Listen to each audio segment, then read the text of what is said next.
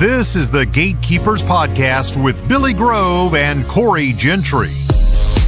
Billy and Corey are innovative leaders in the industry and love teaching others how to build quality fence. So sit down, grab a cold beverage, and get ready to talk about fence. Today's show is sponsored by Mr. Fence Academy. If you're looking to hit the next level in your fence company, check out Mr. Fence Academy. Real fencers, real job sites, real training equals real results. And now, live from the Mr. Fence Academy studios, here's your host, Billy Grove, and co-host Corey Gentry.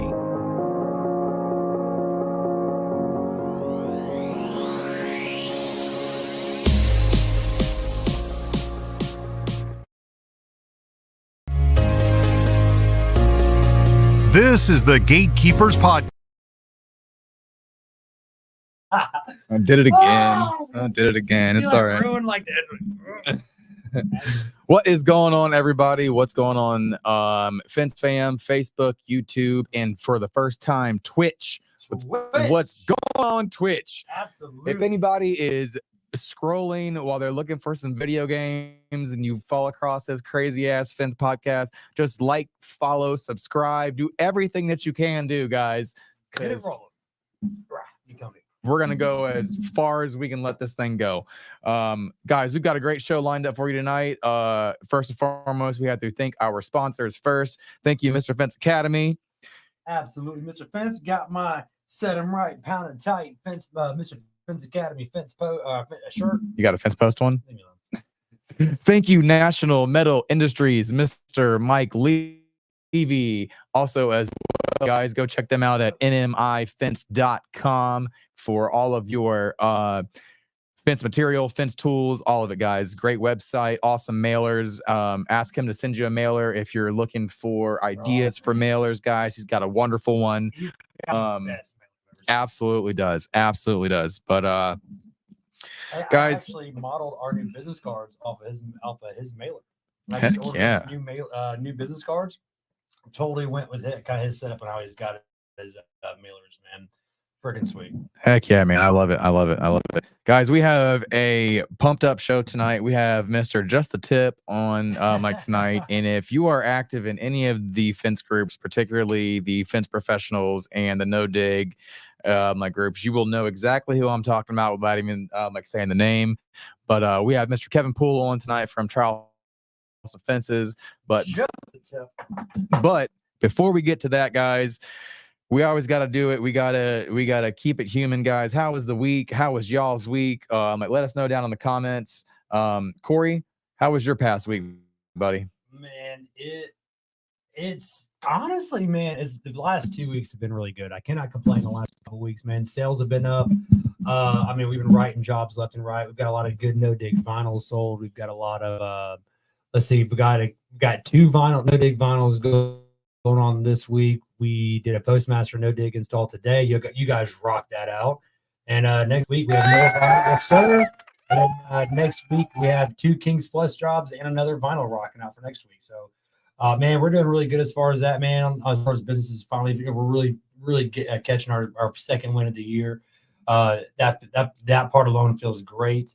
Personal stuff, man. Good Father's Day. Did you have a good Father's Day? I did have a good Father's Day.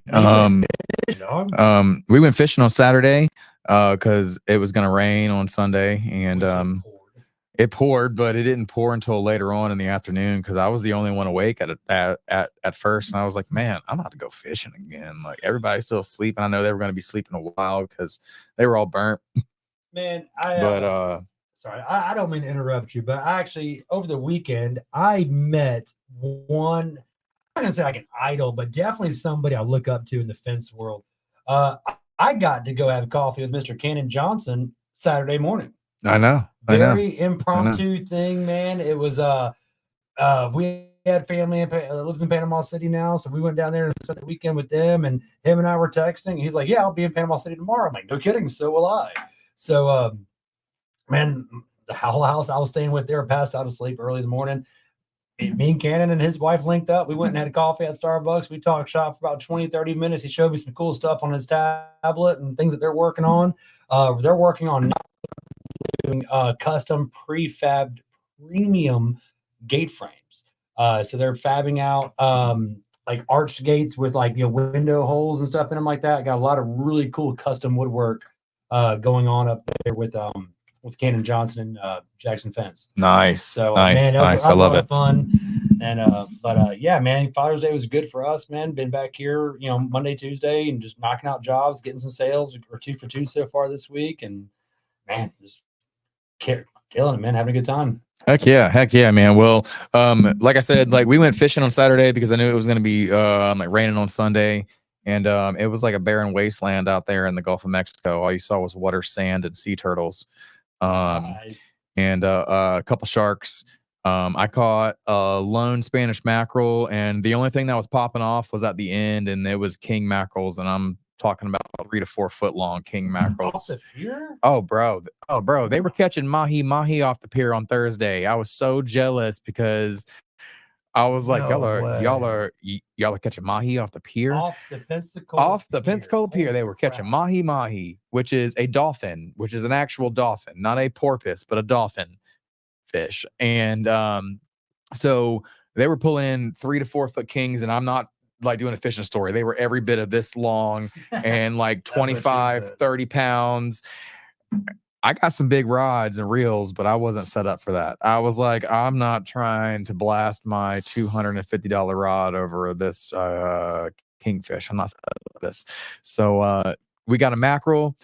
The wife had a girls' day, and she had her friend pick her up and took her to the other side of the beach because I was on the Gulf of Mexico side. They got sound side? But then there's a sound side. So she was literally like across the street at what we call Mom Beach here in Pensacola. I love that beach. All the bars are on that beach. Not just that, man, but like you can like just get in there and sit. Yep. And not be like attacked by waves or anything, like beaten down by waves or anything like that. Like you can just get in there and sit, man, and the water's nice and cool. So we left. We packed up about 12:30, 1 o'clock. We got there at 7 a.m., 7:30, and we were done by 12. Normally we're until like 3 at least. But we were done. We went across the street, met them. And got some pizza, had a couple drinks, and we went home. On the boardwalk? Yeah, at boardwalk is so freaking good. Papa's Pizza. Yeah. Papa's Pizza, baby. So we had that, and then we had mackerel, we had hardtail, and we had salmon for dinner. And yeah, man, it was a great weekend. I ate cereal on Sunday. Well, I mean, I ate chicken and dumplings on Sunday, but I cooked it. Oh man, Sunday was a lot of driving. I cooked it as well. Well, you know what, man? Bamboo Willies. I'm all about talking about us, but I am excited to get Mr. Kevin Poole on here. I know you are. I know our listeners are excited for it. So I'm ready when you are ready to bring the man's plan on. Let's do it. And without further ado, let's get Mr. Kevin Poole on. So I'm going to add to stage. Boom. Ladies and gentlemen, we give you Mr. Kevin Poole. What is going on, Mr. Kevin? How are you doing tonight? Gatekeepers? Oh, not a whole lot, man. Just trying to build fence and stay cool out here, man. It's hot as it's already hotter than hell out here. Oh yeah. But well, I was lucky today. I spent most of the day in that classroom. I was doing fire department work today, but the guys were out sweating it all day long today. There we go. That's what's up, man. So how was your past week? How'd everything go for you this last 7 days? Busy as all get out, and then trying to cram things in to make it a good Father's Day weekend for me. But got a lot accomplished. Yeah. It was a busy week to make for an even shorter weekend, but back at it hard Monday morning, and then I got classes all week this week. But I tell you, it's hard trying to schedule everything and work a full-time career at the same time. But I've been juggling it for 25 years now, and I guess I'm going to continue to juggle it as long as I can. 25 years. Absolutely. Absolutely. So anybody who doesn't know, Mr. Kevin Poole is a full-time firefighter as well as a full-time owner of his fence business. How long have you been a firefighter, sir? I'm going on career-wise, I'm going on year 16. I was a volunteer for a couple years in the early 90s. I volunteered for a few years, I guess just before 07, 08, I guess it was. And I went full-time career in 09. Okay, nice. Love nice. it. Love it. So, love it. Mr. Kevin, man, I want to jump into this, sir. Man, tell us the story of the fence industry, and your journey up to today. How's your fencing life progressed? You know, what is your fencing story? How have you been? You know, how'd you get into this? I mean, I hope it's not too boring, but honestly, Go ahead. I stumbled into it by sheer dumb luck. My former, my ex-wife, all my exes live in Texas, by the way, but there we go.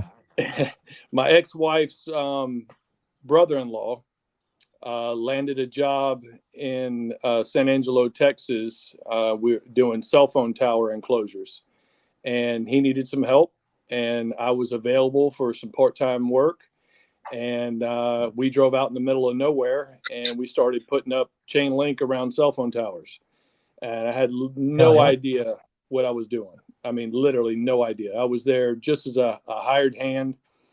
And this is true story now, so follow me here for a second. My first day on the job, we were setting posts. And of course, digging by hand in caliche with post hole diggers and wrecking bars, no powered equipment whatsoever. And that was a lot of fun. And he asked me to get something out of the back of the truck. So I walked to the truck and I could see what was in the back of the truck. And I was about to reach for it. And I heard a strange sound down between my legs. And I looked down between my legs and there was a rattlesnake. He's about yay long, about that big around, fat, short, fatty one. And I've never been a basketball player. I never enjoyed the game at all. But at that given moment, I was able to high jump from the ground into the bed of the pickup truck with a closed tailgate. And immediately, this is true now. This is true. Immediately, I grabbed a set of post hole diggers that were laying in the back of the truck, and I chucked them at that rattlesnake, and I hit him with the first throw and chopped his head off. So nice. That was my first day on the job in the fence business. Right there was almost bit. I mean, he was literally between my legs. So, oh man, wow! It's not a rattlesnake, but I did see a 4-foot black racer today on the estimate. Nice. Oh nice. Yeah, nice. Yeah. Y'all got them down there too, but we got gators around here. Oh, we got gators everywhere, bro. I can take you 5 minutes from here and we can go see all the gators you want to go see. Bro, we don't have to go far. We don't have to go far here. Bro, they got pictures of gators on the beach. Oh, okay. Dude. Oh, yeah. On the beach in the Gulf of Mexico. Like, I was like, no, there is no way. And since I'm a fisherman, I mean, I know you guys hear a lot of my fishing stories, so like you can tell what I like to do. I follow fishing things, and so on my Facebook reels and Twitter and TikTok reels is all fishing stuff. So like I'll see a bunch of stuff, and sure enough, man, one of the famous fishermen here saw a freaking gator on the Gulf of Mexico and filmed it. I was like, that is insane. Well, I tell you, man, I'm not going to cut you off there, Mr. Kevin. I'm sorry, but right there, I mean, at the beach, you go across the sound, and you have you have Big Lagoon and all that, and there's gators right there, and all that brackish water that they live in, they get accustomed to the salt water. It doesn't mess with them none. They'll go right out there to the bay and to the Gulf, get some food, and go back up to the swamps. Heck yeah! That's hey, right. Short little segue. Hey, Craig, keep watching for a little bit. What we talked about earlier, I'm about to roll it here shortly, probably about 10 minutes. Back to you, Mr. Kevin. Sorry, Yeah. sir. I apologize. No, you're good, man. This is the way these things are supposed to go, just casual conversation, that's what it's all about. But no, I helped out for, a couple of jobs doing that. Again, had no idea what I was doing, had to be told every step of the way, but I'm a pretty quick learner and actually a visual learner. So, you can tell me how to do something and that's one thing, but once you show me how to do it, I got it, So after that, went through a divorce and came back to South Carolina, and I immediately went to work for a home builder. And yet again, I had no idea what I was doing. I just happened to stumble into the right place at the right time with the right people. It's not always about what you know; it's who you know, that kind of thing. And Yes, sir. Absolutely I is. dealt Absolutely is. Yeah, 100%. That's the truth. And I'm a firm believer. You fake it till you make it, and that's been quite honestly, and truth be told, that's been my entire life. I'm not an educated man. My dad wasn't a craftsman. He sat behind a desk in most of his career. In the business world. Didn't teach me a lot of hands-on mechanic skills or craftsman skills, none of that kind of stuff. I've learned as I've grown and aged, throughout the years. But and that's all from connecting with people that had certain skill sets and just feeding off of them and learning from them. But working as a home builder or a superintendent for a home builder, I dealt with customers from lot clearing to closing. And, after the fact, they came to me first because they saw me the most and, asked me, who could they contact to build them a deck, or who could they contact to build them a fence? Do I know anybody? And, I started to bird dog those kind of referrals out and, find some people that I knew that would be interested in doing that kind of work. And, here I am in the neighborhood watching this stuff be done. And, I see the kind of money that they were making. And I said to the next customer that asked me, after, dealing with that 4 or 5 times, I said, I can do it. And they said, oh, you can do this. Yeah, I can do it on Saturday and Sunday. I can tackle this. And again, I didn't know a damn thing about what I was doing. And this is a true story also. I literally took my daddy's Black & Decker rechargeable screw gun and a set of Sears Craftsman post hole diggers.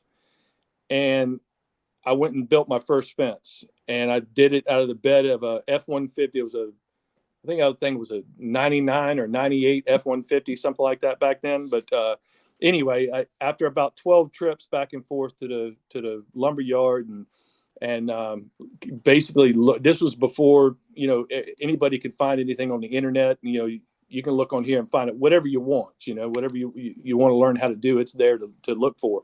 I didn't have those opportunities. So it was, again, fake it till I make it. And I built my first one with a screw gun and the Sears Craftsman postal diggers. And that was the last one that I screwed together. Of course, I destroyed my daddy's screw gun and I think I broke his postal diggers. But with the money that I made off of that job, I went and rented a nail gun. And I think I borrowed his compressor on the next one too. But every job, and it just snowballed. As soon as I did that one, and I'm very OCD, by the way. I mean, it's somewhat of a disease of mine. If I'm also a firm believer that it may not be right, but it better look right. Does that make sense? Because I had no idea what I was doing. So I wanted to make sure it looked good to me. And if it looks good to me, it's got to look good to the customer, because that was just my mentality. Because I had no idea what I was doing. And let me tell you, it snowballed. The neighbor, he didn't know that I didn't know what I was doing, but he liked my work ethic. He liked what I did, and he liked the finished product. So that neighbor went on to that neighbor, and then it just snowballed. Before you knew it, the entire cul-de-sac I had fences in, and I was building dog pens, and I was, whatever they wanted, pergolas. I didn't know what a freaking pergola was, Right. until a customer asked me, I actually had to go look. And I remember also back in the day, because I had no idea what I was doing. I didn't have anybody to teach me how to do it. I remember going to Home Depot, and there was a book, and it was a book on how to backyard builders or something like that. And I bought that book, and it showed you how to build decks. It showed you how to, build a pergola, lay posts out. Everything you needed to know was right there in that book. And I just started reading it, man. And again, continuing to fake it, it just continued. And before you knew it, one day I went to work, and the economy was on a downturn back then, and the builder was going under. He basically came in one day and told us that he was going to be closing the doors, and hell, I still had to eat, and I had, child support to pay, and, an ex-wife to pay, and all that kind of stuff. And, I knew that I had to get out there and start hustling with something, and I had already created something. So I decided that I would continue with it, because that's what was working. I definitely had no intentions on being a fence builder, but Absolutely. I ended up buying the truck, because the truck that I was using was his, by the way. It was a company truck that I was using on the weekends for building fences. But I ended up buying it from him when he closed the doors for a very good deal. And I ended up finding a trailer that was cheap. And I got out there and I started hustling, because now that I'm not in the neighborhood dealing with those customers, it's they weren't just landing in my lap. Now I had to actually go find them. And this is what I did. I went to my mother's office, and I typed up a flyer on a piece of paper, and it was duplicate. So there was two of them on it, so I wouldn't waste a bunch of her paper, because we were using the office paper and it wasn't hers. And I printed about 200 flyers and cut them all in half. So I ended up with like 400 after it was said and done. And the original name of the company was S&K Services, because I had a buddy named Steve that would help me part-time. So I wanted to give him, some buy-in. So we called it S&K, just because K and S just didn't sound right. S&K sounded better for whatever reason. You're absolutely right. You're absolutely right. I can see that. So I went out and I started, walking the neighborhoods. And it happened by complete fluke that I was out there on a weekend, and I was walking the neighborhood. I realized there's a lot of freaking people home on weekends, and if you do it around the 1st or the 30th, I don't know what it is, but that's a good time for closings to happen. People, get out of their leases and, buy a new home and plan accordingly to go from one to the next. And anytime I saw a moving truck, man, that was a hot time to hit right there. You walked right up to that resident while they were still unloading their refrigerator, and say, hey, I'm Kevin with S&K Services. We build fences. Call me when you need me. And I tell you, 9 times out of 10, because you were hitting while the irons were hot, that was a thought already in their mind. They knew that they didn't have the money to do it right up front, because they just closed on a house and everything was tight. But man, they wanted an estimate right then and there. And that was an immediate contact. And I tell you, I revert back to my salesman training that I had. Don't hold this against me, but I was in the car business for a long time also back in the day. And I learned a lot of good traits from that. I learned a lot of bad traits from that. But you always go for the close, and that's what they taught me. Once you got a customer under the ether, is what they called it. That brand new car smell, and they love it. It's prettier and better than their old one. That's the time to strike. And I'd measure it out, and man, I'd have my pen and paper, and honestly, I didn't have much of a quote sheet at all or anything. It was really kind of generic, but it was good enough to put something on writing for them for what I was going to do. And, especially if I could point down the street at one I'd already done, that was an instant, sale as far as I was concerned, because there was living proof of what I've already done right down the street. But man, I would just ask them right then and there, look, hey, our schedule's tight and we work on a deposit receive schedule. And, it's first come, first serve. And if you want to get on that schedule, I need to get a 50% deposit from you today, and I'm telling you, man, that's been the motto that I have lived by ever since. And, we stay even today. I'm currently 6 to 8 weeks booked out right now. And I'm small time, and I know I'm not doing things right. I'm not doing things like you guys are. I'm not doing things like Sean and Josh. I'm telling you, you guys are real heavy hitters in the industry, and I'm still just faking it to make it, man. Because I got another full-time career, another one that I really didn't choose. It kind of just came to me. But you didn't choose it, chose you.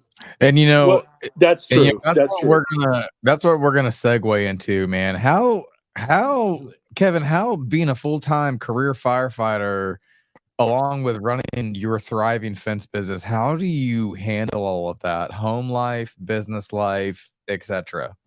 I ain't gonna lie to you, man. It's stressful. Yeah. It's stressful. And look, there ain't nothing up here no more.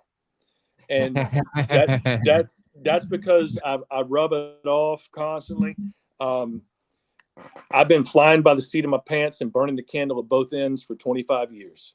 Bro, And I'm sorry. I'm not cutting you off, but I love it. That's it is that kind of 90 to nothing, 100 miles an hour, just like you just said, light night candle at both ends. Really, really, everything you're saying is just absolutely resonating with me, man. Well, when I first started, I was doing fences for quite a long time before I went career. So, and when we really had a fallout in 2007 with the housing market and everything, and that's when I decided to go career with the fire department, because I knew that, man, I'm not getting any younger. I was probably 30, 35 at the time or something like that.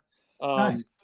I'm not getting any younger. I need to, find myself something that's going to have some stability, a pension, some insurance, all that kind of stuff. And the fire department was right there.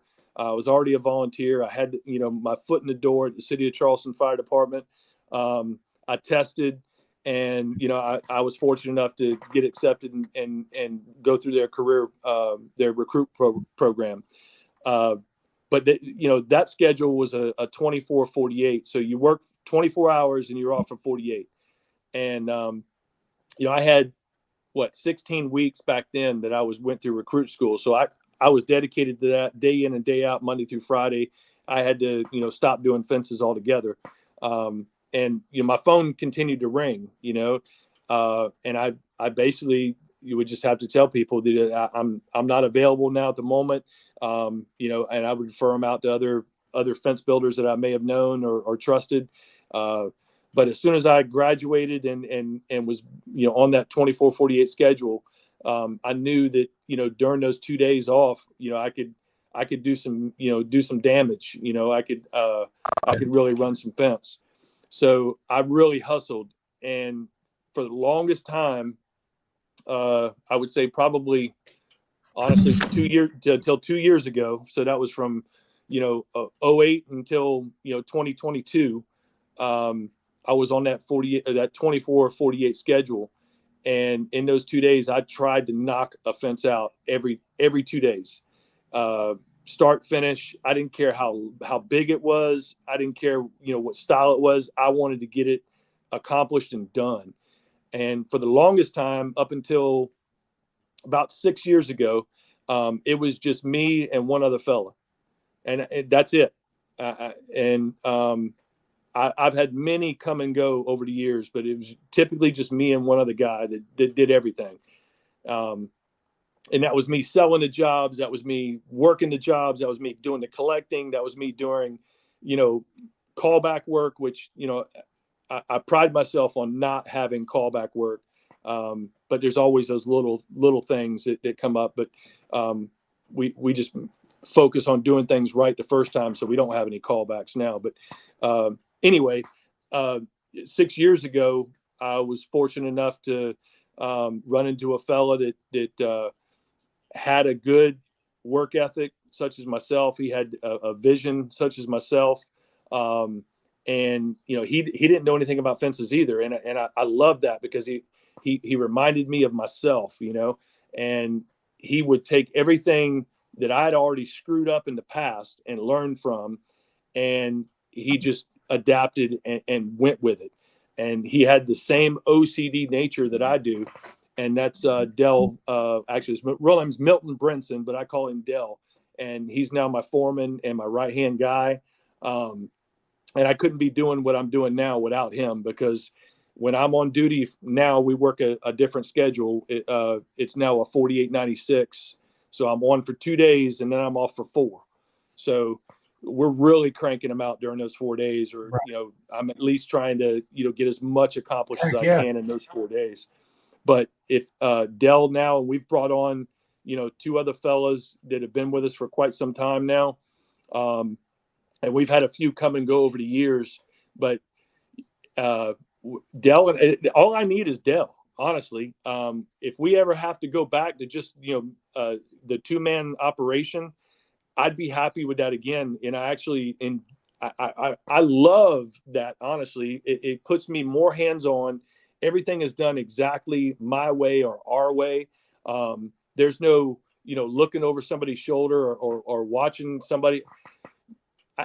I don't know what it is. I know I've talked to Sean at length about this, and he's called me, an artist. He's called me a fence ninja. He's called me all kinds of things, and I enjoy our conversations, but I really am comfortable and happy with keeping it small and keeping it simple. Right. The more you grow, the more you got to figure out. Right. Well, Right. look, and I'm guilty, man. I'm guilty of people calling me and requesting estimates or wanting, because I ain't gonna lie. I'm gonna pat myself on the back here real quick, and I don't do that often, but I'm proud of what we do. I'm proud of the product that we produce. I'm proud of the advancements that the fence industry has made, and I'm proud to have grabbed hold of those advancements and those techniques. And I'm proud of the people that I've met and embodied as, my mentors, you guys, Sean, Josh. Shoot, man, we look at you like you're one of our mentors, man. That's You're not Well, lying. Look, man. Hey, look, we're all cut from the same cloth, and I know that because you guys live, eat, and breathe fence. My wife, bless her, we've been together 24 years now.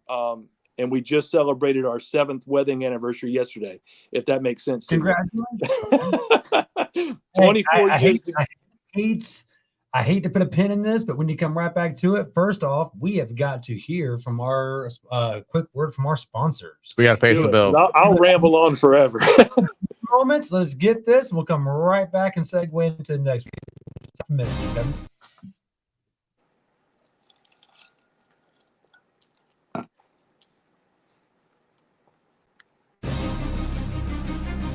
National Metal Industries, a family-owned business for 70-plus years, has grown to be recognized for their ability to deliver on not just privacy slats for fence, but all types of fence products. National Metal Industries has all the hardware and tools to get the fence professional in and out of their job with the most ease possible. You can count on National Metal Industries for the most convenient resources in fence products. Visit nmifence.com for more information. As we like to say, you can always pick it right at National.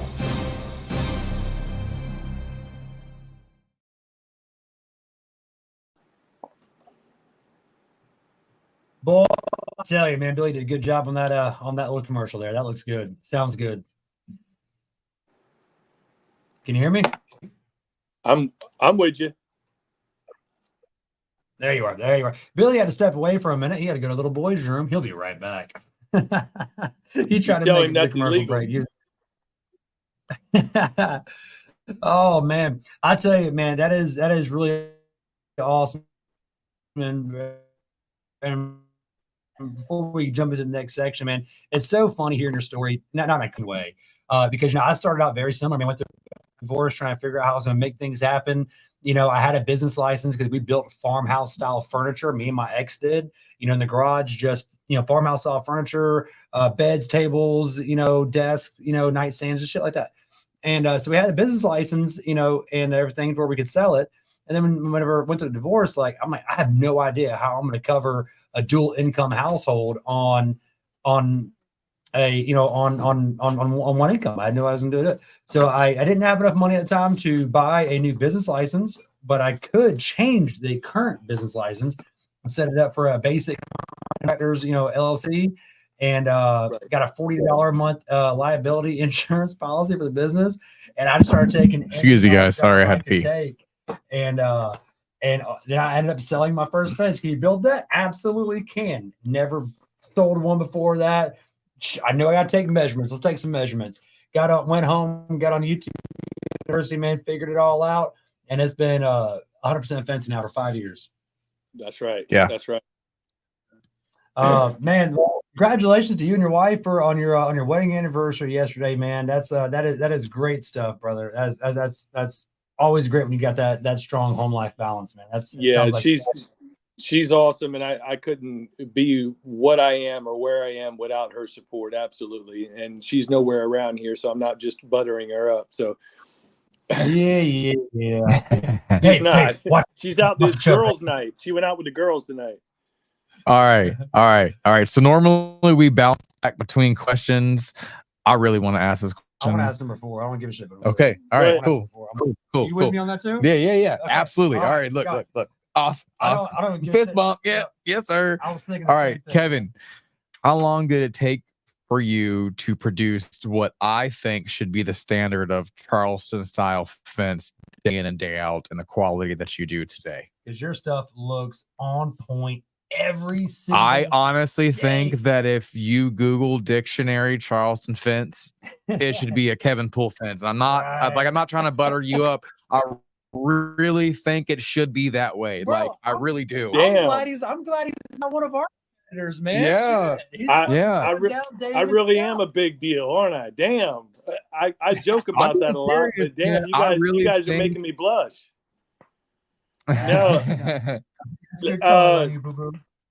Man, it wasn't again, I have to go back and be honest and completely transparent. I fucked up a lot of fences. I did. So have I. Dude. And so have all of us, guys. And I learned from those mistakes. And honestly, what I would do is when I knew that mine wasn't as good as the guy who built it down the street, I'd walk up and look at it, and I wasn't embarrassed to, stop that guy at Home Depot or Lowe's or wherever it was and pick his brain. I mean, sometimes people would talk to me and sometimes they wouldn't, because I had no idea what I was doing. And I picked up tips. I had a guy, I can't even, I can. Damn it. It was Academy Fence. They're no longer in business, but he stopped me outside of a lumber yard one day and he said, "Hey, I've been seeing you around, you ought to try doing this, and you ought to maybe try framing your gates this way, and this is why." And I wasn't, I wasn't ashamed to say, "What the hell is he doing? Why is he telling me this?" I know what I'm doing, No, I was receptive of it, and I was like, "Man, hey, I appreciate that. What else can you teach me? What other tips have you got? All that kind of stuff," because I knew I had no idea what I was doing. But to be perfectly honest with you, I would probably say a good 10 years went by before I really started to think that I knew what I was doing, honestly. And I did not intend on being a fence builder. When the business closed down, when the home building stopped, that was just a means of helping me eat and helping me provide and pay child support. I did a lot of cash and carry stuff. I didn't have a business name. I did have a business license, at least in one town that I was, keeping a license in. But There we go. yeah, fake it till Baby. you make it. And Make it till you and make it, man. I'll be honest with you now. I still keep it on the down low with a lot of stuff. Hopefully, they're not watching this podcast right now, but I still keep it on the down low. I keep the bare minimum of what I have to keep, legal. And, to answer your question that you asked, and I don't want to, go down the rabbit hole, but it was a good 10 years. And I'll be honest, until I really dove into, the internet and Facebook and when I met Sean, I really wanted to step my game up. He does. I wasn't paying attention.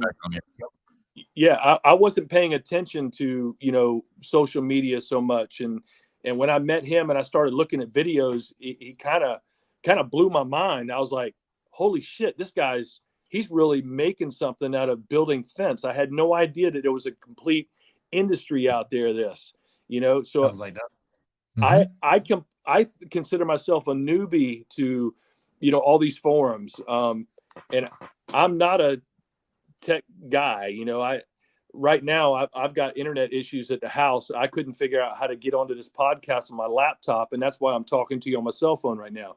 I'm that dumb when it comes to, technology, but I'm not that dumb when I see the advancements that the fence industry is making, and I see the benefit to no dig, and I see the benefit to metal posts versus wood posts. And then I feel the benefit after that, our profits have gone up. I'm not as dog tired every day. I'm not wearing out our vehicles as much. Just a moment. Oh, I'm sorry. I jumped No, ahead. no. Brother. Keep going, brother. This segment is probably question number 4, brother. Keep going. No, I grabbed hold. Stuff like this right here. I watch podcasts. I listen to Dan Blanc. I listen to Sean King. Sometimes I just sit back and watch and absorb. I don't necessarily comment a lot because I don't like to comment, but I think I absorb, again, like I said earlier, I'm a visual learner, and I got on YouTube and I started watching videos of what guys have been doing. And I just started implementing it in my daily, procedures and the jobs that we were doing. And I just wanted to be more creative. And I wanted my style of fence to look different than the one down the street. Yep. And I've taken my guys over to those jobs, and I don't even ask. We walk right up in the yard. I'm surprised we ain't been shot yet, but we'll walk right up in the yard and we'll pick it apart. I'm like, look at this nail pattern. That sucks. If I can see it, I know that the homeowner can see it. And we want good nail patterns. We want equal spacing on nails. We want even, clean lines. And that's where the whole Charleston fence style came in, and that was trying to take a regular dog ear style fence and making it look like it was customized. And just by adding that 1x4 trim on the top rail, you were able to, any deviation in grade or grade changes or whatever, you were able to eat that up. And when I started cutting pickets and stuff, I had some people look at me sideways like, what are you doing? Why are you not rolling this and this, that, and the other? Well, when I started doing it, guess what? They all picked up the same thing, and they all started piggybacking off of me. And I would venture to say the majority of installers in my area, and maybe it's because of what I started, I don't know, but they are all doing the same thing. No, that is exactly why I said, I think that if you can Google Charleston style fence, I think a picture of your fence should come up, because I'm telling you, you set the standard for it. You do things even in your dig and set days that blew my mind. I was like, the way that he's able to stair step them fences and make them look beautiful, because I personally hate stair step fences. I love think them. they look, I love them. I think they look like garbage, but every single time I No. look at But one of we also yours, I'm don't like, have to do them either. I'm We like, also don't have to do them. ever. oh wow. We've done one Yeah. in 5 years. I'm like, because of the type of fence it he was. really I knows love it. over there. I'm like I he does a good love job. I love the Dude. challenge. You know, when I see a grade that's a foot or more from front to back, I'm like, oh yeah, man, this. And I explained to the customer, the stairs. Well, let me correct myself. A couple of the neighborhoods that we're exclusive in, that's written into the covenants and restrictions, and not by me or anything I've done, is they want that top rail to be horizontal and to step with grade. They don't want that slope. So I just happen to do a lot of fences in that neighborhood, and I post them all. So the thing that we started doing differently than most of my competitors was the Craig jig and pocket holes in all of our rail system and hiding them, covering them with the pickets. And, it just, I would take my customers down to a job, a potential client or whatever, and show them the difference between, somebody who's toenailing and, what my Craig jig system looks like and how clean it is. And they would just, oh, wow, I didn't even think about that. Right. I wouldn't have even thought to look at that. And you're right. That does look a lot better. And is it stronger? Shit, I don't know. It's I mean, small details it's that definitely matter. Exactly. it's that's right. That's the details, and that's what I tell all my guys. Any new guy that we bring on, I got a stupid saying that I teach the brand new guy the first day on the job. It's the ABCs of fencing. A, act like you're building it for yourself. B, be aware of the next step ahead. What's going to come next. Once you do this, what's it going to affect next? Or what is your next step that you're going to go to? Effect. And the compound C, effect, and that teaches compound thinking. that's right. And C, we cup and crown everything. That means the post. If we were going to dig and set and post, we're looking at that post and we're going to see which way that thing hooks and how we're going to place it down the fence line instead of, to the in or outside. And I explained to them why. Why are we doing that? Because that post is going to continue to do what, it's naturally doing, and it's going to curl. And if you put it to the in or outside of the fence, it's going to curl in or out. But if we put it down line on the rail system, that rail system is going to help prevent that from happening. And that's one of the little things that we do. And the rail systems too, we always cup and crown. We want the cup of the board to be in, and we want the crown to be up. If we do that every single time with every single rail system, it's just going to look so much better after it's installed. And they buy in and they do it, and we've just awesome. Been successful with that, That's awesome, man. That's really good that you can get people on that. Can I tell you, one of the things I struggled with in the early years, was trying to be better, was trying to implement new things and do things that weren't, a lot of things down here in the South, man, is cover pickets. People put cover pickets on top, on the fences. You get that one damn 3D picket and I'm guilty of doing it in the early years. And I am too. We all are. But too. Once you, like you were saying, you make that dedication to be different. You make that dedication to be better than everybody else. And what does it take? An extra 2 minutes to rip a picket to where you're no longer doing a cover. Less than that. Get that one Less ugly than ass that. cover. And you do it tight. Yeah. There's a bunch of our local competitors doing that. If you're watching, just please stop doing cover pickets. Keep doing it. Oh my God. Keep doing it, because I'm going to point out whenever I'm doing the estimate, and I'm like, yeah, you see this right here. This is because somebody didn't want to take 2 extra minutes to do it right the first time. Yeah. Anything worthwhile is worth doing it right the first That's time. right. My biggest thing is, if somebody is going to pay me for my efforts, they're going to give me money for something that I'm about to do for them, I better do it to the damnedest of my abilities. You know what I mean? And that means business tomorrow. You better go out today. Oh, absolutely. And that means, from the moment that we pull up on the job site and I've got a load of lumber on that trailer, and the very first thing that's going to happen is every single tag is going to get pulled off of that lumber. Everyone. I don't want to see a single tag. And you'd be, I mean, I know you guys see it, but I see it all the time from all my competition. They leave tags on shit, and they're hanging everywhere. They're on the bottom of the pickets, they're on the trim, they're on the post, and that's just nails, string. Oh my God, that drives me insane. Look, as long as there's no tags on the damn pickets, if there's tags on the 2x4s, them hoses getting covered up. I'm not pulling them damn tags off. The things are getting covered up on the picket, and boom, done.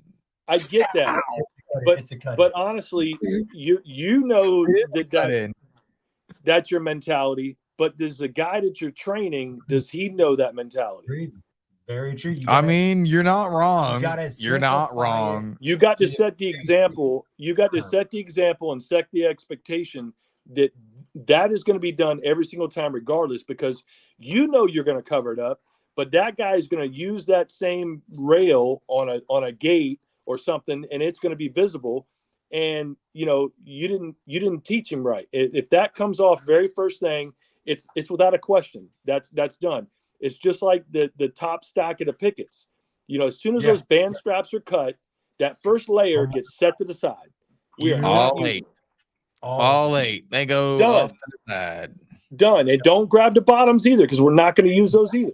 That's right. Those get jacked up by. You know, it's so funny you say that, man. Oh my God! Just how you were telling me how you had no tools and stuff like that, dude. I started out with I had one drill and one pair of post hole diggers. Everything else, I borrowed to get started, or I would sell a job and then go buy Harbor Freight. Man, me and Harbor Freight. That's right. First 2 years. Yep. And you know. Oh man, I spent a ton of money in rentals over the years, a ton of money in rentals, until I actually had the money to go buy the shit. I just cut them off, Robert.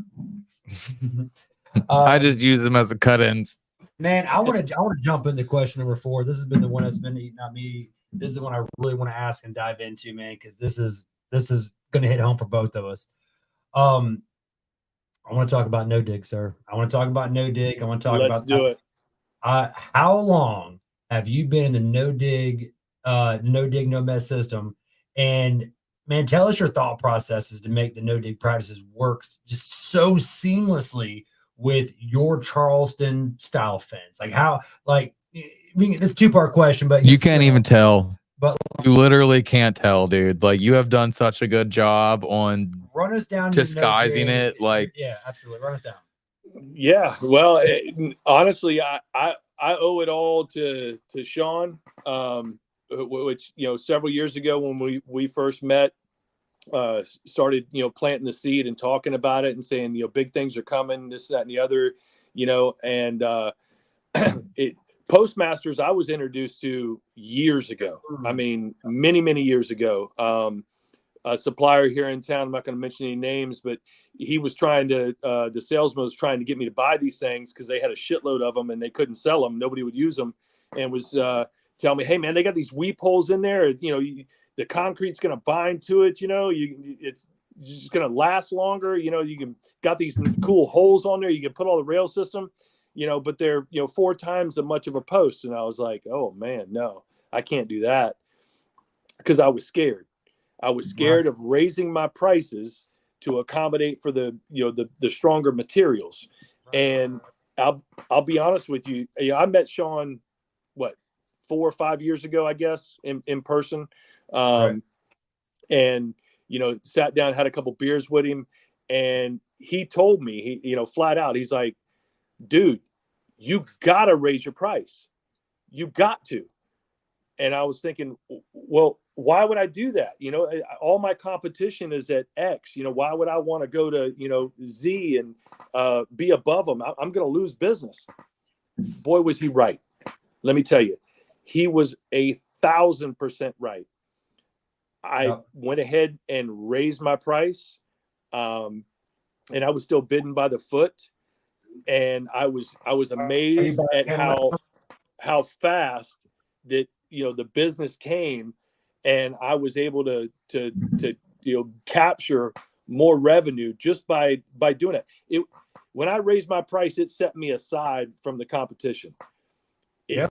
It almost made customers want to use me because I was more expensive. It was amazing. And then when I started, being the high bidder, I said to myself, well, we have definitely got to give the quality. If we're going to ask for that, it's going to be quality above quantity. And that's the focus that we have mainstayed, where, I'm not trying to knock out 2 and 3 and 4 fences a week. That just ain't happening with me and my crew. Number one, I want them to focus on the job at hand, and I want them to start it and finish it, of course, in a timely manner, but it needs to be to the quality of our expectations, and that's going to win more business. And it has, man, it totally has. Yeah. But to answer your question, how long have I been in no dig? Yeah, man. Like I said, I was introduced to those many years ago, 20 years ago, the process, but it was still a dig and set. And Sean himself introduced me to the no dig. And then when I met Brian and I bought the hammer, which, we had some issues, Billy, we can lay that out there. It's open air. We both had issues, but their customer service has been hands down the best. Hands down the best. I tell you though, our third motor has been our best motor. And you know what? I'm just going to go ahead and say this. I'm going to lay it out there, guys. I know you guys see me commenting on things, and people ask for questions about, hey, is the bull better than this? Is such and such better than this? Guys, hands down, gas-powered pounders, the U.S. hammer is where it's at. In the gas-powered realm, absolutely. We're talking about gas-powered pounders, okay? Yeah. We start switching games, and you can't compare apples to oranges, because at the end of the day, a pneumatic pounder and a hydraulic pounder versus a gas pounder, it's like playing it's like playing high school football with like pros. I mean, 100% agree. It's just not a fair thing to compare, because it's okay. So I want to segue with what you just said with that. So the thing with the vinyl, not the vinyl, with the no dig and with the drivers, stuff like that, is it's absolutely applicational based. What we have found, the gas powered augers, the gas powered drivers, we're digging holes. Have their place. The pneumatic drivers have their place. The battery powered drivers have their place. The Bobcat attachment style, skid steer drivers have their place. And, yes, you can do a gas powered driver, a Titan, a hammer, or what's the other one? Rhino. Rhino. Thank you. You can get a Sky Drill. That's gas powered. So many different types of those. But the thing is, those are absolutely geared towards smaller jobs.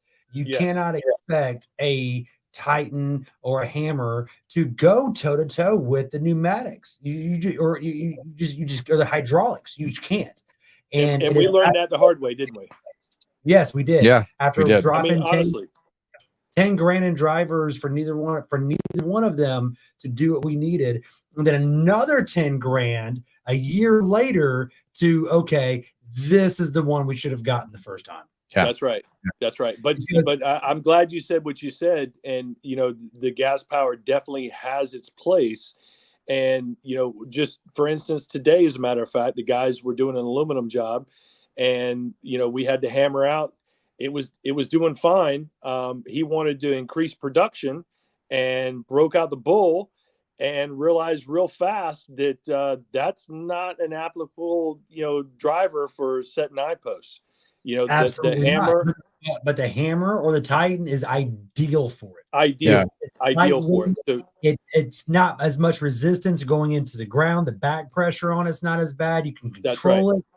You're not dragging hose or anything else like that. You can pick it up, drop it, and go down. Yep. Billy and I last year, one of our first big aluminum no digs that we did, whipped our ass. We had to do it 3 times. We built 300 foot of fence 3 times in one day and still had daylight left, because we were teaching ourselves before we ever did any no dig I-beam. No, It was after we did it, but we should have gotten we should have gotten. We didn't have the I-beam one. Our SpaceX was not modeled for that brand of aluminum. We had the same experiences, man. Same experiences. We'll say that. And it was also commercial grade aluminum versus residential grade aluminum, and it wasn't barrette. It was different. It was a nice.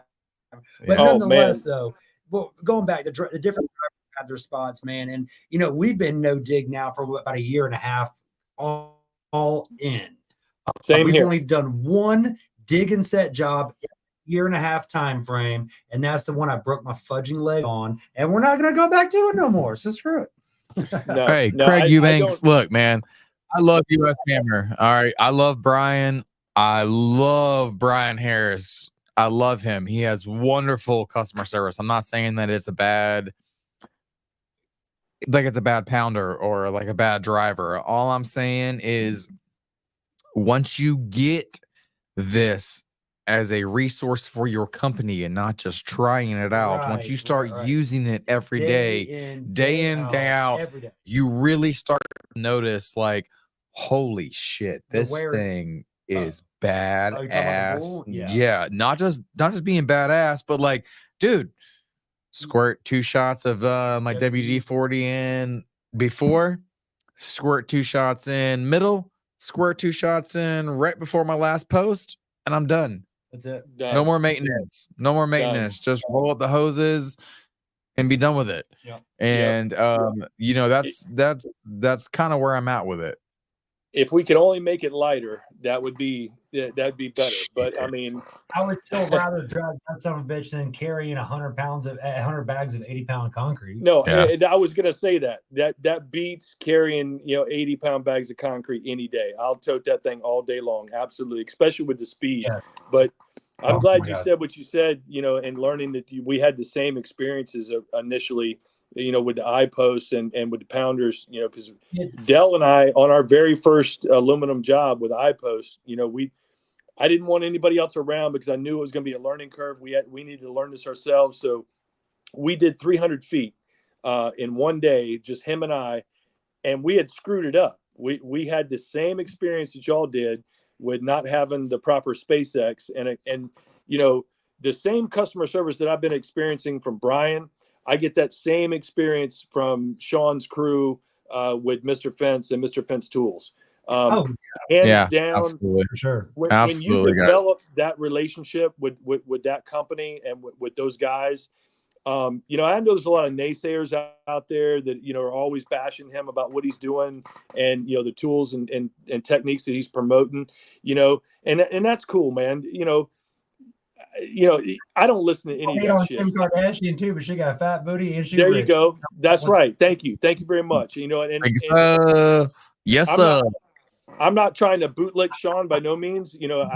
He's got zero investment in my company, and I earn no royalties at all by promoting or saying his name or his company. But hands down, man, it's just amazing that developing that relationship with him and his crew. I can pick up the phone at any given moment and shoot a text. He'll answer his phone. You know what I mean? Anytime I call, or if I call Mr. Fence Tools and request something, man, it's amazing the kind of customer service that I get because I'm a repeat customer. I have bought into this process. I'm buying my tools and equipment through him and through his company. Bro, I just dropped $1,800 at the Mr. Fence Tools last week. Yeah, bro. We got I'm with you. Huge box of King Nuts. And let me tell you something else. Let me tell you something else real quick. Because he's not the first one to think about all this stuff, and he's wrapping himself in his brand and able to acquire distributorships and stuff like that. And I tried to circumvent the system. I'll call myself out right here and now. I tried to circumvent the system, and I tried to find the company that made the bull, and I did. And I wanted to see if I could get it at a discount or at a better price point, whatever. And I sent some emails. Man, let me tell you, it was instantly that I got a phone call from Sean King himself, and it's like, "Hey, I heard you're interested in one of these," and I was like, yeah, I am. How do you know? He's like, you know, I mean, I know people. And I'm like, dude, I should have known better. And he's like, look, you might be able to, and these were his words to me. He's like, look, man, you could probably save yourself a few dollars, and you will. He says, but you're not going to have the type of customer service and, you know, the ability to call and get service, or, you know, expedited material, all that kind of stuff. And I was like, you know what, Sean, you're right. You're 100% right. And right then and there, I hit buy, and I gave my credit card number, and I bought the entire setup. And we're probably going to make another purchase of another complete setup here soon, just so we can have the ability to maybe, you know, maybe take on, you know, an extra job a week, or at least have one available, because it really sucks being as small as we are, where, you know, I've got a tool trailer, I've got a wood trailer, you know, and there's only 2 trucks involved, and one of them's got to be in, you know, both of them got to be in one place at one time. And I'm just trying to see how we can diversify a little bit, and maybe have a set crew and a build crew, and see how that works for us. But I don't know, man. I'm still, I'm Are really you running hesitant. your compressor, your air? Are you running your nail guns off of your Puma compressor? Oh yeah, 100%. Yeah. Same. So that was something that you talked, and I just spun an idea. You were talking about, you know, set crew, picket crew. You know, with that is that now for us, you know, that Puma eats gasoline. That driver, it's a gas hog, dude. So in that scenario, we just take, you know, depending on what we're doing now, you know, if we have a big job, yeah, we'll run the big compressor, and a big deal, but we'll use the big boy compressor to run it. Then past that, man, we'll save gas, hook up the yellow double canister DeWalt compressor on wheels that we got, and we'll run that to run pickets. And so something on that nature, to where you have your picketing crew and your driving crew. So instead of spending 10 grand for another driver setup, shit, maybe just another badass wheeled compressor for a picket crew. And that way you don't have to do that. You know, it's a $500 purchase instead of a 10 grand purchase. I don't know, man. I don't know.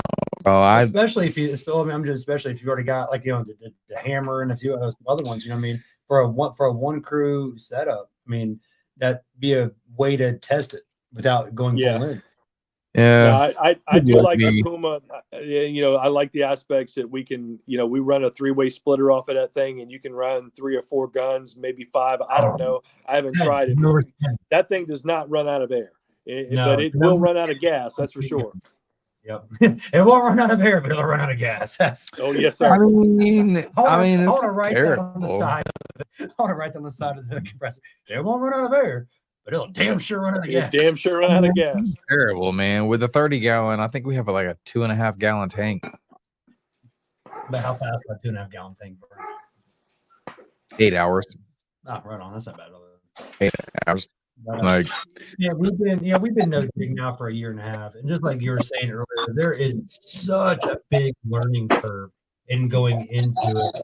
I tell you, I'm going to segue to a 5th question that's not scripted. What would be your advice to other companies who are getting into who are wanting to get into no dig?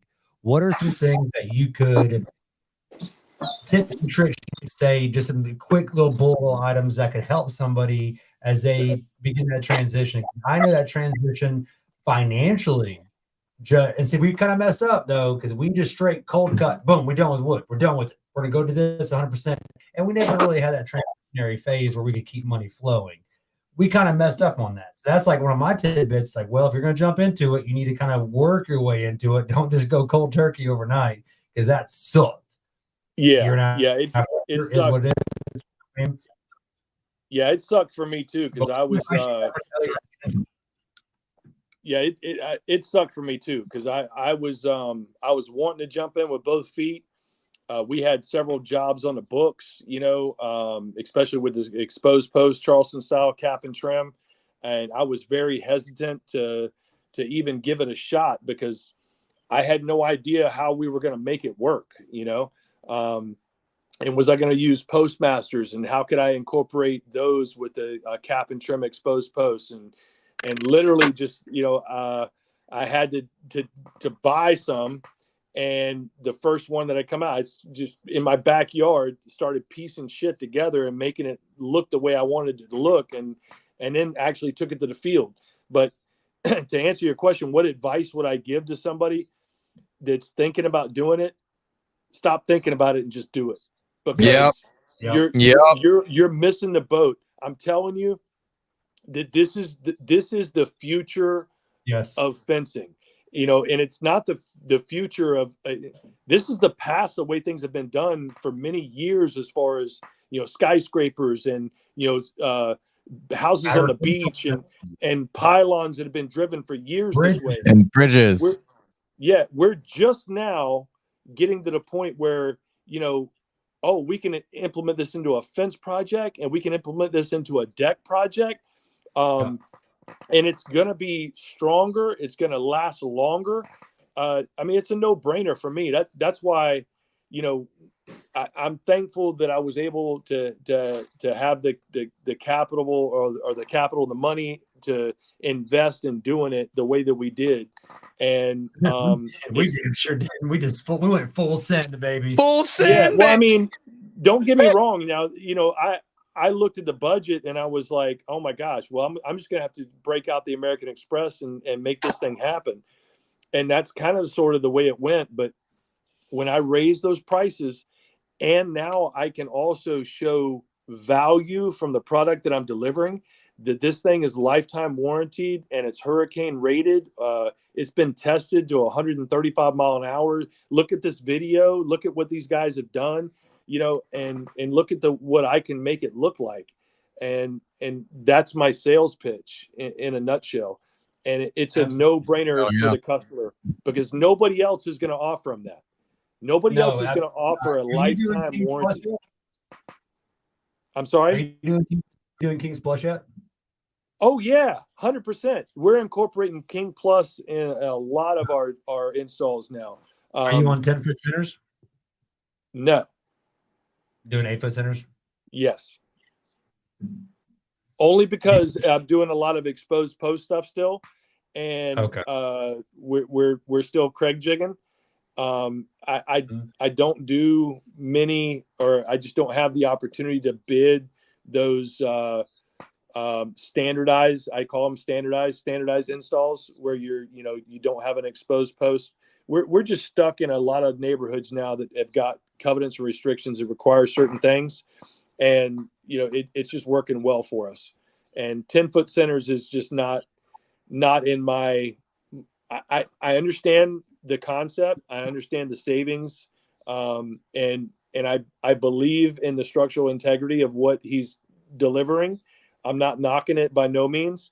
It's I was in a sale. I did an estimate the other day where we're talking about it. And I didn't even mention to him, this fence system is so strong that we do not have to confined to a 4x4 regulations of non-max 8-foot centers now.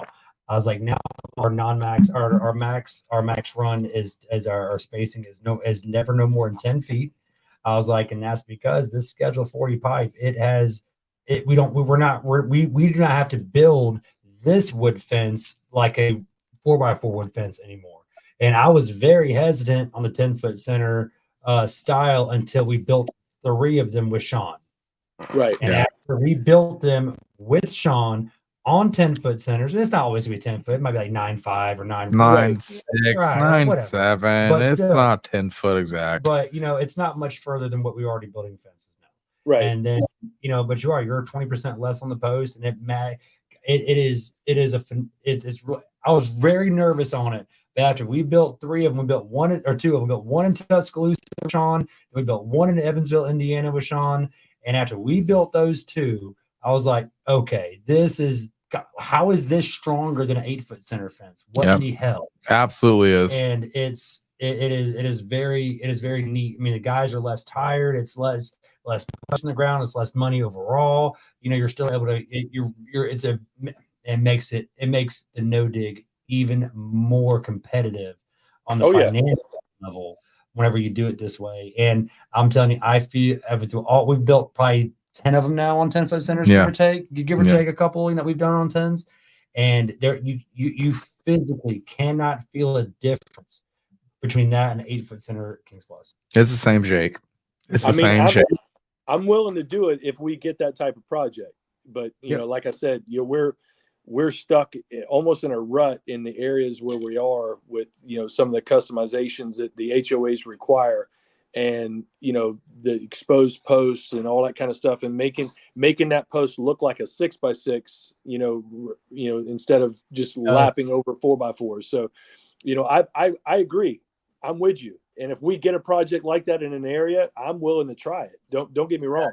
Man. But You gotta we're able remember, to take. each run gets a starter 16-footer on top, cut down to be in the middle of the run. Yes, sir. As long as you remember Yes, your sir. materials in those 10-foot centers to throw in a 16-foot 2x4 to go the first panel and half of the next, and then meet your runs in the meet them in the middle. That's as long as you remember that those one extra board per run, you're ready. That's where it's at. That's right. All right, guys. Well, hey, we are running up on time. Right. Mr. Poole, do you have any closing thoughts for our viewers?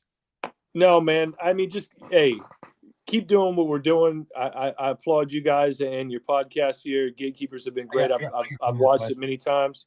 You know, You got another question? I have one more question. Go ahead. Go ahead. I don't mean to interrupt you, but You're good. I got one more question with the no dig, man. I mentioned to Billy last week that I have been noticing. Now, this is different made for you because you've really been hounding this hard. You have like your whole home style that you're rocking out in Charleston. But I was telling Billy that I've been noticing a lot of our estimates, a lot of our inquiries, and the people we've been talking to, they are now reaching out to us. Yes. Because we offer this system, and we are one of the very few that do. So my question to you, have you noticed your estimates? You go out and do your measurements like that. People are in the no dig went from being an upsell, item type of a sales pitch, or let me tell you about what we're doing. And now it's like, oh yeah, that's why we hired you, was because this is what you do. And so have you noticed more and more of that? Oh, absolutely. The word's getting around. I'm probably the only fence builder in Charleston area that's exclusively doing the no dig or even offering it, period. And I don't understand why. But yeah, I've gotten phone calls directly that have said, hey, I'm looking for that lifetime warranty post. What is that all about? Or I've heard about no dig. What is this? And it's funny because, again, I'm an idiot when it comes to social media, to be honest with you. Those videos and all, I just do that off the cuff and really have no idea how I'm accomplishing the notoriety or generating the intro, man. That I am. It makes you laugh. Just a tip. Just a tip with your bent finger, bro. It is literally like that's how people know you, my guy. That's permanent. Hell yeah. But no, to really answer your question, I think that the industry as a whole and putting it out there, and neighbors talking to neighbors, and them seeing the end result, and them hearing that pounder going in the neighborhood, dude, that brings all the homeowners to the yard. It brings them all to the yard. Homeowners to the yard. They're peeking out the windows. They're looking over the fence. They're walking their dog, 3 or 4 times by us, and some of them are raising their eyebrows, and they're like, "Our HOA doesn't allow metal. What are they doing?" And I've actually had one of the HOA presidents pull up on a job and wonder why we were putting in chain link. Yeah, we weren't. I did too about last year. And dude pulled up. He was like, "What are you doing putting in chain link fence here?" I was like, "I'm not putting in chain link, first off." Secondly, oh no, I played it differently. I was like, secondly, my client hired me to do a job, and you can't tell me what to do. That's right. I told him when he came by and asked me. Fence. I'm building a wood fence, but have a wonderful day. He said, "Okay." Well, have a good day too. Don't get too hot. And I was like, yeah, okay. Stay comfortable in your truck. I went the extra mile, and I told him to come back in about 4 hours and wait till he sees the barbed wire and serpentine going around it. Oh, that's good stuff, man. That's good stuff. Well, But getting out of here. It has been a great show. Thank you so much for being our guest star tonight. hey, Can't wait to have you back on here again. Guys, anytime, man. Go check out charlestonfences.com. Go look at what Kevin Poole's doing. Go watch his videos. If he goes live on any of the Watch, you're gonna laugh. Like on any of the Facebook fence like pages, you're gonna learn something. I promise you. You're gonna learn something. Whether you are gonna like agree with it or not, you're gonna be like, holy shit. Even if you don't agree with it, you're gonna be thinking about it when you You're get home. gonna be like, That's it. He's not wrong. I might not like it, but he's not wrong. You know what? One thing I love tonight is that we've established our position in this area so well with the no dig that when other contractors, local fence contractors, we get their phone calls. Yeah, they said they don't do this, and they give us your number. It's like, yeah, boy. That's what's happening. Go ahead and check right now. Thank you, CBA Friends Pro. That's right. CBA Pros is one of them, absolutely. But hey, man, Kevin, thank you so much for calling on. No worries. We're gonna have you on again, like here soon within the next couple of weeks. We're gonna have you on as we're gonna have a guest host. I got some tricks up my sleeve here. Yeah, do it. You have a wonderful night, brother. Thank you again, and we'll see you next time. All right. All right. Cheers, y'all. Appreciate you. Thank you, sir. Thank you, buddy. Well, that was a good time. All right, guys. Wonderful show. Wonderful show. If you guys have not seen me putting up the logo right now, check out gatekeeperpodcast.com. Please check us out, guys. I will not be able to upload the audio version of this one for the next couple of days. I'm gonna have to do some researching. The Roadcaster didn't want to record. But guys, go get some merch. Go get some cups, some shirts, some hats, some hoodies. We got tank tops available. Guys, go check out gatekeeperpodcast.com. Also, while you're at it, go check out National Metal Industries, nmifence.com, for all of your fence materials and fence tool supplies. As always, Mr. Fence Academy is the way to go, guys. Oh, and with that, not just Mr. Fence Academy, Mr. Fence Tools. Man, you know, there we go. If you order in bulk, honestly, if you're in the no dig system, if you're in the no dig life, if you're going to do any kind of vinyls, anything of that nature, Mr. Fence Tools have got great pricing on there. They're very competitive. They're very thick the sidewalls on these donuts. This is actually one of the new King nuts. This is designed for a vinyl no dig installation. This would be your top donut that goes on top. And what's neat on this is it touches all four sides of the inside of that vinyl sleeve. So we are officially using these now. We just got our first case of like 125 in the mail yesterday, and yeah, man, we're all about it. So MrFenceTools.com. Get on there, check it out. If you want to look at pricing drivers, you want to look at pricing, any of the other many fence tools that help make your job easier, equalizers, friggin' shadowizers. You name it, it is there, and you can.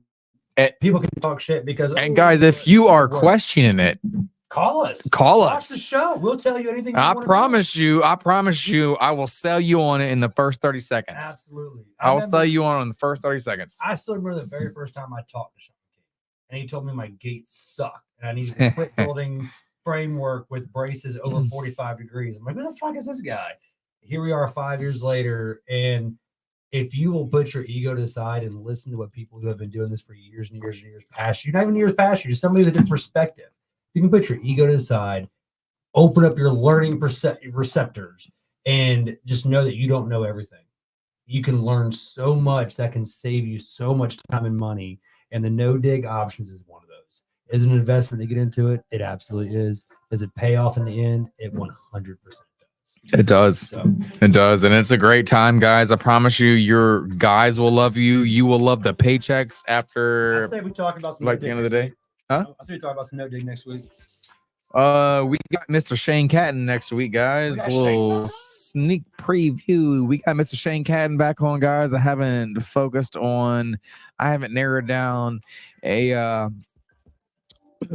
podcast topic yet because I was busy writing script for a new commercial sponsor that you will see next week. Yeah, buddy. But with that said, guys, we got Mr. Shane Catton on next Tuesday, 7:15 to 7:30 p.m. ish. You know what happens. But guys, go and check us out, gatekeeperpodcast.com. Until then, we will see you guys next Tuesday, 7:15 to 7:30. Y'all have a wonderful week.